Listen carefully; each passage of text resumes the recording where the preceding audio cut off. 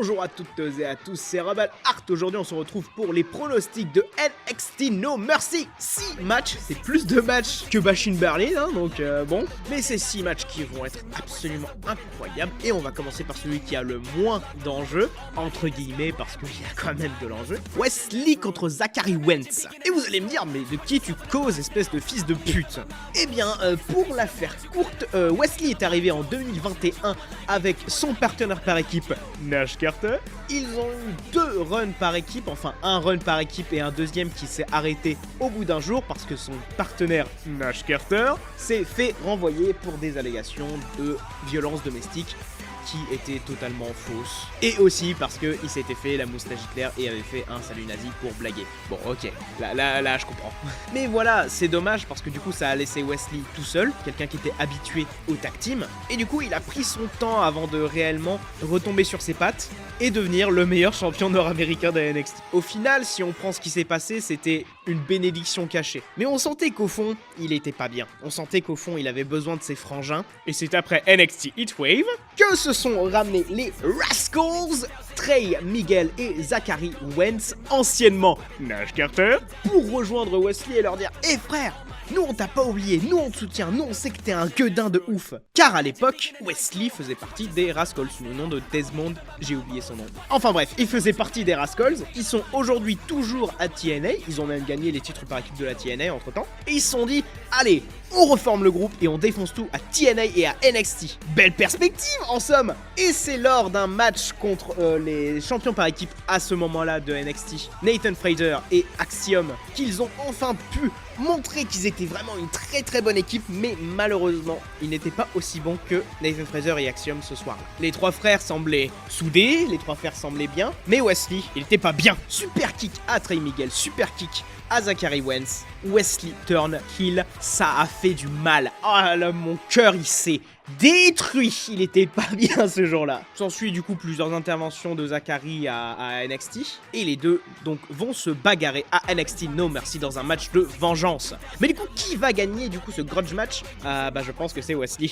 À moins qu'ils prévoient de signer les Rascals à NXT récemment, mais je crois qu'ils ont déjà re-signé à TNA il y a pas longtemps. Je vois pas l'intérêt de faire gagner Zachary Wentz si ce n'est « Ah, regardez, le heel il a perdu, qu'est-ce qu'il est nul ». Mais c'est pas dans les plans, c'est clairement pas dans les plans, il faut que Wesley s'impose avec son nouveau personnage heel, et ça commence par une victoire contre son ancien frangin Zachary Wentz. Le match va être incroyable parce que ces deux gars se connaissent quasiment par cœur. Alors après j'ai dit ça, mais on voit ce qui s'est passé avec Jay et Jimmy Uso au WrestleMania, mais j'ai confiance, c'est de très bons catcheurs et vraiment j'ai aucun doute qu'ils puissent arriver à faire un truc incroyable avec cette histoire. Ça va peut-être pas se finir là, hein. Il y a encore Trey Miguel, on sait pas ce qui va se passer avec Trey Miguel qui est absolument incroyable aussi. Mais en tout cas j'adore cette storyline, elle me fait mal au cœur, mais qu'est-ce qu'elle est bien, et je pense que ça va amener Wesley vers de plus grandes choses. Kelani Jordan contre Wendy Choo. Bon, la division féminine de NXT a besoin de manière désespérée de Julia et de Stephanie Vaquer. Kelani Jordan donc a gagné le titre nord-américain féminin à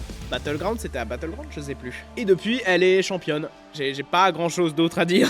Le fait est qu'elle a eu des challenges et que ces challenges là, j'aurais plus envie de les voir avec le titre. Mais on vit dans un monde où il fallait un champion babyface pour commencer, donc voilà. Wendy Choo, elle est revenue après Battleground. Elle a fait ses redébuts avec son nouveau personnage, tenez-vous bien, hein, c'est incroyable. Evil narcoleptique. Wendy Choo, c'était déjà une gimmick vraiment nulle à chier quand elle était babyface. Mais alors tu transposes ce personnage de babyface en heel, ça ne marche pas. Ça ne marche juste pas. Et les gens sont derrière, c'est ça qui me perturbe à NXT, c'est à quel point les gens sont derrière des gros personnages de merde. Quand t'as connu l'âge d'or de NXT en 2019 où toutes les catcheuses étaient absolument incroyables, mais tout était dominé par Shayna Baszler, ça c'était quelque chose, tu vois. Mais là y a rien, c'est des persos nuls ou alors des gens qui ont pas de personnage. Pour ce qui est du résultat, franchement, je m'en fiche. Je veux dire Kelani Jordan parce que au moins elle, son personnage, il est pas nul, même s'il n'existe pas. Mais vraiment, j'ai hâte de voir les débuts de Julia et Stephanie Vaquer. S'ils font pas de la merde avec leur personnage, au moins ça va être bien. On continue sur les matchs féminins, hein, tant qu'on y est. Roxanne Perez contre Jayla Parker. Roxanne Perez, la seule femme qui a un personnage à NXT. Elle fait très bien son travail, hein, au demeurant. Mais vraiment, la division féminine a un besoin désespéré de Stephanie Vaquer et Julia. Jayla Parker, j'accroche pas avec son personnage. Il y a un truc qui marche pas. Ça ne clique pas, ça ne fonctionne pas. Elle a pas cette aura de oui, je peux me battre pour le championnat féminin de NXT. Mais c'est le cas de plein de femmes actuellement à NXT et c'est vraiment dommage. Quand tu vois des meufs genre Fallon Henley, Thea Hale, Gigi Dolin, bon elle est plus là parce que je crois qu'elle est blessée, Jessie Jane, enfin c'est des femmes qui, tu construis un truc avec elles de sorte à ce qu'elles deviennent des main eventeuses, mais ils font pas ça. Genre tu vas me dire que Fallon Henley elle a fait non, maintenant j'aide plus les gens, j'en ai marre d'aider les gens, et elle forme une faction avec Jessie Jane derrière. C'est quoi ta logique mon ref? Enfin bref, je suis énervé, ce match va probablement être celui que je vais le moins regarder, avec Wendy Choo contre Kalen Jordan aussi, et c'est dommage parce que il y a vraiment une époque où la division féminine de NXT c'était l'une des meilleures au monde et c'était indéniable. Là bah il y a rien, il y a juste rien et c'est vraiment dommage. On peut au moins se reposer sur un catch qui sera relativement bon. Mais à l'époque il était excellent donc c'est ça le problème. Pour de qui va gagner, je veux dire Roxanne Perez parce que clairement c'est pas dans les plans que Jada Parker gagne le titre. Elle a nulle part où aller après ça. Si elle le gagne, ok, qu'est-ce qu'elle fait? Et aussi cette mauvaise habitude qu'ils ont de transformer les heels en face juste pour un match. Et après ils restent face et ils savent pas quoi faire. Lola Vice, j'aimais pas le personnage de Lola Vice, mais maintenant elle est juste face et elle fait rien. Donc bah tant pis hein. Chase University, André Chase et Ridge Holland contre Nathan Fraser et Axiom. C'était il y a 2 semaines à NXT que André Chase et Ridge Holland ont gagné les titres par équipe de la NXT contre Nathan Fraser et Axiom. Ils sont très contents, c'est le premier titre de Ridge Holland à NXT. Ils ont enfin regagné les titres après tant de temps, mais Nathan Fraser et Axiom, ils sont pas contents. Ils sont pas contents au point que presque un heel turn. Ils sont vraiment arrogants, ils ont vraiment pris Chase University de haut, ce qui est pas trop dans leurs habitudes, hein. Ils sont plutôt humbles, hein. Ils sont plutôt gentils, mais là, on sent que ça les a fait chier de perdre les titres. Et c'est bien, c'est cool de voir de l'évolution de personnage pour une perte de titres. Maintenant, qui va gagner? Je pense que ça va être Chase University, tout simplement parce que Nathan Fraser et Axiom, ils vont se séparer et faire leur truc de leur côté parce que ils peuvent aller plus loin. La Heritage Cup, le North American Championship, clairement, ils ont de la place pour faire d'autres choses, d'autant que les adversaires pour genre Obafemi, ils commencent à se faire, voilà, ils commencent à plus avoir beaucoup d'adversaires légitimes. Peut-être qu'il y aura une trahison d'un des deux sur l'autre, ou peut-être que je me trompe, hein, et que Ridge Holland, il va péter un câble, parce qu'à la base, hein, il devait être un heel. On se rappelle, il a cassé la gueule de Joe Gacy, c'était à Stand and Deliver, je crois. Clairement, il y a de la place pour faire une grosse trahison de Ridge Holland, et en fait, tout ce qu'il a fait pendant ce temps-là, c'était juste pour gagner un titre, faire, c'est bon, j'ai eu mon premier titre, mais par contre, je suis plus de pote avec toi, j'en ai ras le cul, tu vois. Même si, là encore une fois, c'est comme Wesley contre Zachary Wentz, ça se fait un peu crève-cœur. Mais dans ma tête, je pense que André Chase et Ridge Holland vont garder les titres pendant encore un petit moment. Nathan Fraser et Axiom, s'ils montent pas sur le roster principal, ils vont encore rester à NXT le temps de peut-être regagner un titre, un autre titre, mais c'était un titre solo cette fois. Je vois bien Axiom regagner la Heritage Cup. Il faudrait qu'il bosse un peu sur son travail de micro, mais je pense qu'il peut le faire. En attendant, Chase University reste champion. Obafemi contre Tony D'Angelo. Alors bon, qu'on se le dise, ce match va être très bien. Obafemi va gagner. Là encore une fois, il n'y a pas beaucoup d'histoire, hein, et vraiment, c'est un jour Tony D'Angelo a dit je vais te battre pour le titre. Obafemi a fait ok, essaye de me battre pour le titre. Ils auront quelques scènes ensemble, hein, évidemment, et ils ont eu des promos ensemble, mais pour moi, clairement, c'est pas dans les livres que Tony D'Angelo va être celui qui va battre Obafemi. Je pense carrément que la personne qui va battre Obafemi, c'est quelqu'un qui s'est déjà battu pour le titre, mais qui a perdu avant. Je sais pas qui. Hein, ça me demandait pas. Mais je pense que c'est quelqu'un qui va revenir à la charge. Obafemi va le voir de haut, va dire je t'ai déjà battu, pourquoi tu me cherches comme ça? Et justement son hubris sera son downfall. Mais malheureusement c'est pas Tony D'Angelo qui fera ça. Donc je pense que Obafemi va gagner, rester champion encore un peu, être le champion nord-américain qui a gardé le titre le plus longtemps parce qu'il se rapproche. Hein. Wesley, ton record, il va déjà être brisé. C'est dommage parce que j'aime beaucoup Wesley, mais faut dire que Obafemi, il a la prestance. Il a la prestance d'être un giga champion, tu vois. Mais ce match va être très bien, ça j'ai aucun doute là-dessus. Il y aura peut-être des interventions de la Familia, mais on verra.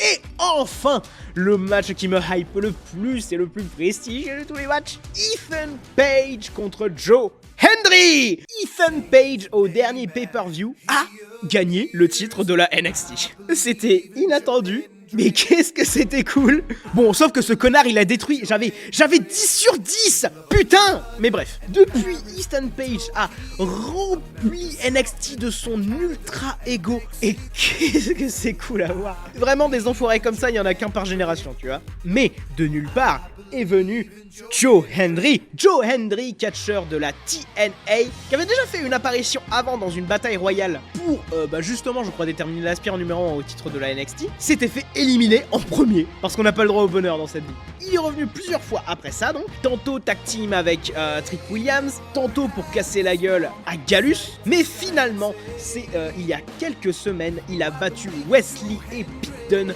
pour devenir l'aspirant numéro 1 au titre de la NXT. C'est absolument incroyable parce que ce mec-là, il est pas over, il est over the moon, il est top of the pop là. Ce mec-là, vraiment, si vous le connaissez pas, c'est incroyable. Il est électrique, il est magnétique, on a envie de le cheer. Il fait des musiques très catchy pour se moquer de ses adversaires. C'est-à-dire que vraiment, la semaine dernière, il a fait une musique contre Ethan Page. Le public l'a chanté pendant toute la promo d'Ethan Page sans s'arrêter. Et je suis désolé, il faut au moins applaudir le mec, il a sorti son thème en single et il a fait top 1 des charts au Royaume-Uni. Si ça veut pas dire quelque chose sur la popularité du bro. Mais est-ce que la popularité va servir à faire gagner Joe Hendry? C'est compliqué à dire parce que ce serait tellement une déception que Joe Hendry perde. Mais en même temps, il est signé à TNA. Ils prennent un risque en faisant ça. De l'autre côté, Ethan Page, ça fait pas longtemps qu'il a le titre. Je pense qu'il peut faire beaucoup plus. Il fait bien. Je pense que Ethan Page peut faire beaucoup plus avec le titre. Qu'est-ce que j'ai envie de voir Joe Hendry gagner, putain. Mon cœur me dit Joe Hendry. Mon cœur believe. Mais mon esprit, lui, dit Ethan Page. J'ai envie de me tromper. Du plus profond de mon être, j'ai envie de me tromper. Vous avez aucune idée d'à quel point j'ai envie de me tromper. Mais c'est un pari trop risqué. De couronner le premier champion de la NXT qui est pas à NXT, on se le dit, ça serait putain de cool. Mais est-ce qu'ils vont le faire? Je pense pas, peut-être à terme. Ou alors peut-être vraiment qu'ils s'attendent à ce que Joe Hendry signe à NXT après. Mais c'est d'une compliquitude. C'est si dur de parier sur ce match. C'est con à dire, mais je suis vraiment beaucoup plus hypé pour No Mercy que pour Bash in Berlin. C'est vraiment incroyable ce qu'ils ont construit sur la plupart des storylines, sauf les féminines, oui. Et vraiment, on sait que les matchs vont être absolument incroyables. Et j'ai vraiment hâte de voir l'ambiance électrique qu'il va y avoir quand Joe Hendry va faire son entrée. Parce que quoi qu'on en dise au final, qu'il gagne ou qu'il perde, Joe Hendry reste la réponse à tous les problèmes de la vie. C'est tout pour les pronostics de NXT No Mercy. J'espère qu'ils vous auront plu. On va mettre un petit pouce bleu si vous ont plu. Vous pouvez vous abonner parce que c'est très sympa. Le mec publie son texte. Vous pouvez partager parce que j'aime m'étendre vers d'autres horizons. Vous avez besoin d'une voix off ou d'une voix pour un doublage, vous pouvez me contacter sur les réseaux qui sont disponibles dans la description. Sur ce, je vous souhaite un excellent week-end de catch. Bye!